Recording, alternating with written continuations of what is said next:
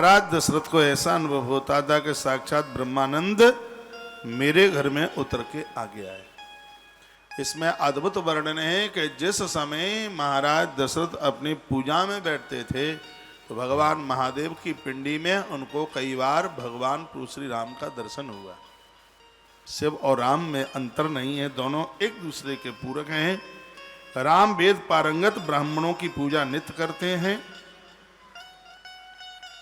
राम स्वयं ईश्वर हैं, लेकिन वो ब्राह्मणों की नित्य पूजा करते हैं। वह मोह से आच्छादित नहीं है। लोकानुग्रह करने के लिए, इस जगत के ऊपर कृपा बरसाने के लिए मेरे प्रभु श्री राम जी का इस धरती पर आना हुआ है। राजा आज योगियों से बोले, महात्माओं से बोले कि मुझे तो ऐसा लगता है कि ईश्वर ने कृपा करी है, कहीं परमात्मा ही तो मेरे घर में चल के नहीं आ गया। इस बालक की महिमा को मैं अभी तक समझ नहीं पाया। राम थे ही इतने उदार, रघुवंश में राम जैसा पुत्र नहीं हो पाया। पृथ्वी के भार का उद्धार करने के लिए लगता है कि कोई यह श्रेष्ठ पुरुष चल करके मेरे घर में आया है। इस प्रकार मैं अपनी बुद्धि से जानता हुआ भी और मैं ये भूला हुआ बैठा हूं कि मेरे घर में ईश्वर है और मैं ईश्वर को कहां खोजने के लिए जा रहा हूं। इसकी माया से जकड़ा हुआ बना हुआ मैं इसको समझने में समर्थ नहीं हूं। जिसका ये उद्धार करना चाहते हैं उस पर यह परम अनुग्रह करते हैं। उसी लीला रस के आनंद को प्राप्त करने के लिए उसे ही अपनी भक्ति प्रदानित कर देते हैं। महाराज दशरथ के मुंह के निकले हुए शब्द थे, तो भगवान को वही समझ सकता है, भगवान जिसको जनवाना चाहते हैं। हाँ, और हर नहीं समझ पाएगा।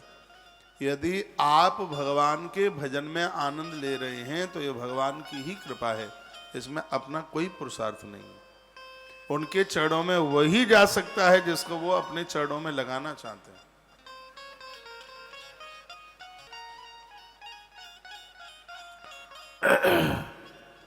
उनका संपूर्ण व्यवहार इस धरती पर साक्षात देव तुल्य रहा है। एक बड़ी अद्भुत कथा का यहाँ वर्णन किया है जो आप पहली बार सुनेंगे। ब्रह्मा जी कहने लगे, हे भुसुंडी, एक दिन की बात थी, भगवान राम सभी मुनियों से घिरे हुए एकदम एकाएक निकलते हुए सरयू के किनारे पर स्नान करने के लिए चल पड़े। स्वेच्छा पूर्वक अचानक ही भगवान सभी महात्माओं के बीच में बैठे हुए थे और सबके बीच में से उठते हुए वह सरयू की तरफ चले। तो सभी मुनिवरों ने भी राम जी के पीछे पीछे चलना शुरू कर दिया। राम सरयू के किनारे पहुंचे। सबसे पहले प्रभु श्री राम जी ने सरयू माता को वंदन किया, प्रणाम किया। छोटे तो थे ही, लंबे होकर के लेट गए और उसके तत्पश्चात उन्होंने स्नान करने के लिए सरयू के जल में अंदर प्रवेश किया। तो महात्मा लोग भी नहीं माने, महात्मा लोगों ने भी सरयू में अंदर प्रवेश किया। जैसे राम जी ने नीचे डुबकी लगाई, उसी समय महात्माओं ने भी नीचे अंदर डुबकी लगाई।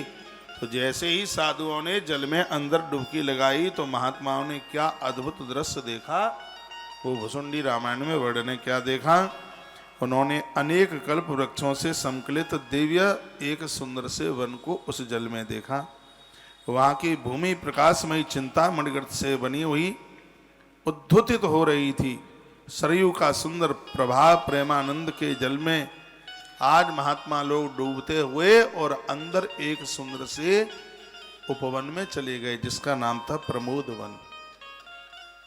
प्रमोद वन, उस प्रमोद वन में मेरे भगवान प्रभु श्री राम जी एक दिव्य स्थान पर बैठे हैं। करोड़ों करोड़ों अनगिनत देवता उनके ऊपर चवर डुला रहे हैं। देवियां उनके चरणों में खड़ी हुई हैं।